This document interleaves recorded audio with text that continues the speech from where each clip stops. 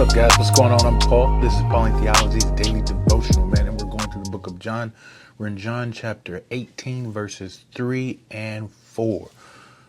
John chapter 18, verses 3 and 4. So if you haven't read it, go ahead and check it out, see what it has to say. Come back. We're going to answer the 4 questions, man.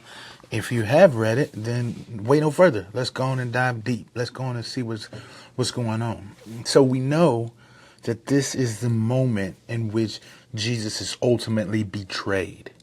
We have Judas bringing we're about to see here, but bringing people into the garden where Jesus and his disciples are. It says that he brought a Sparian.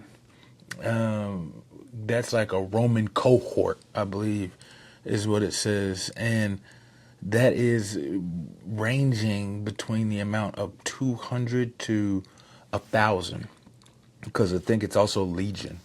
So, but most likely it's about 200 soldiers. So Judas brings 200 soldiers, and then he brings some guards of the high priest. And we've seen these guys before too, whenever they tried to arrest Jesus at the temple, but they wouldn't do it because it wasn't his time. But now that hour has come. The time for his glorification has arrived. And so it is him giving himself, Jesus giving himself to these people, as we will see here in a second, because nothing takes Jesus by surprise. But he has brought 200 soldiers, man. And then the Pharisees, temple guards, kind of like that, man. That's a lot of folks, man. That's a lot of folks. We know that they are absolutely against Jesus if they're bringing that many people, man. And I think they're worried about the crowds too coming and maybe starting a riot, And so Jesus, it says, knowing everything and all things, man, he came out to them and says, "Who do you seek?" I think this is important because it shows the omniscience of Jesus. He knows everything, man. He knows what's going on, and he asks questions for us.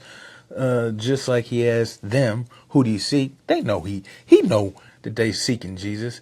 But then also it says, he says to Adam in the garden, he says, "Where are you at?" And then he also asked the disciples earlier, he says, "What do you seek?" Questions, man, are something that God be asking, man, to reveal our hearts. And we're going to see a revelation in the next episode about the question that Jesus asks. So what does this say about God? Well, first off, it says he's omniscient, that he knows everything, because they bring all of these people, this huge crowd, to go and take Jesus. And Jesus knows this. Jesus has already in his mind seen these events and what's about to take place and transpire. He knows everything. Matter of fact, I think that's one of the things that he did is take them away, put them in a place where the disciples could go free, because we're going to see that's what happens. And Jesus knows exactly what's about to take place. He knows his hour has come. And then secondly, he's the boss. He's in charge. Because earlier we talked about the temple guards, or the assistants of the priests, and how they could not obtain Jesus earlier because it wasn't his time. But this time, they will get him. They will be detained and bind Jesus. And it's only because he allows it. This is a huge thing whenever Jesus, it's like a fulfillment of what Jesus says, that I don't, they don't take my life. I give it up. I lay it down willingly. And this shows and proves this, that they could never get Jesus. But because it is his time, he has given himself in a place where they are able to arrest him. What's this say about man? Well, I think what this says about mankind is that we are against Jesus. We're against Jesus, man. We are against God. It's that and this is in general, is that the people who do not submit to the kingdom of Jesus Christ are utterly against him.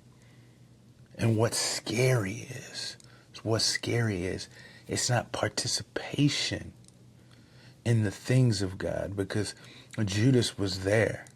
Judas was a part of this. It says he was standing there amongst them. And this is the enemies. But remember, not so long ago was Judas sitting in a place of honor at the final supper. So it is not participation that warrants this salvation or part of being in the kingdom, man. There is more. It is belief in the Son of God, in Jesus. And that belief is displayed and carried out in action. What's how do we apply this truth to our life? Well, knowing that Jesus knows everything, then let's humble ourselves before him and allow him to do what's best in our life. He knows everything. He knows what's coming. It doesn't matter how big, how strong, how overwhelming the situation is, because 200 soldiers, it says they came with lamps, torches, and weapons. They came with weapons, man, because they was trying to get Jesus, man. But he's not worried. Matter of fact, he steps up and announces. He says, "Who do you seek?" So because Jesus knows everything, then let us turn over all things to him. All things to him. Hey, I appreciate you guys for listening.